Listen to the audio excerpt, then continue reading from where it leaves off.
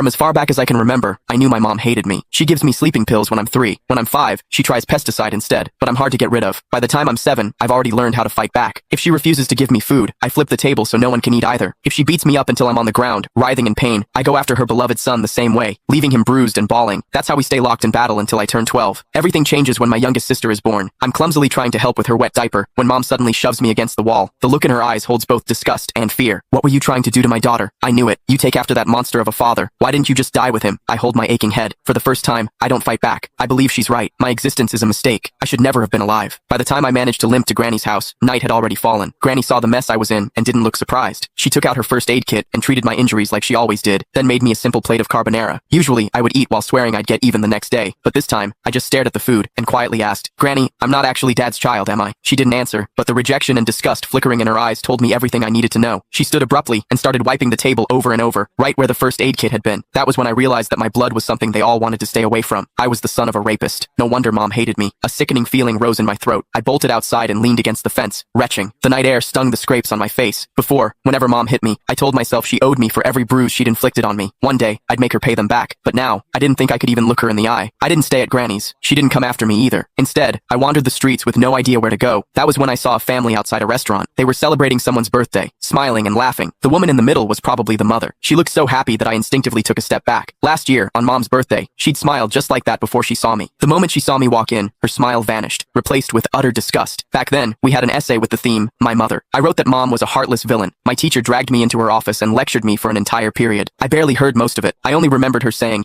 "No mother in this world would ever stop loving her child." I believed her. I saved money from collecting recyclables and bought my mom a birthday cake. I just wanted a hug, the same kind she gave my brother, Casper Willis. But her frigid expression was like a stab in the heart. I felt like a fool, standing there with that cake in my hands. Anger overwhelmed me. When no one was looking, I went out and caught a couple of frogs in the garden. Then, I hid them in the cake. I could still remember the way she screamed when they jumped out. Back then, I felt a twisted sense of satisfaction. I thought she didn't deserve to be a mother. I thought she had it coming. But now, I know the truth. The one who didn't deserve anything was me. My existence itself had hurt her. As I watched that mother's smile through the restaurant window, I made a decision. This year, for Mom's birthday, I would give her a gift she would truly be happy with, one that would free her completely. I decided to die. Once that thought took root in my mind, my steps felt lighter. I even started planning how to do it without troubling anyone. I needed to do something that wouldn't leave a mess. But before I could carry out my plan, a patrolling officer spotted me and brought me home. Mom answered the door. As the door shut behind us, I stared at the floor, unable to meet her eyes. Her icy tone sliced through the air. "Why didn't you just die out there?" I almost snapped back, but I forced the words down before they came out. Still, as I stared at her back, I couldn't stop myself from asking, what would you do if I really did die? Would she be the least bit sad? "If you've got the guts, hurry up and do it. I'd celebrate." She walked straight into my sibling's room and closed the door.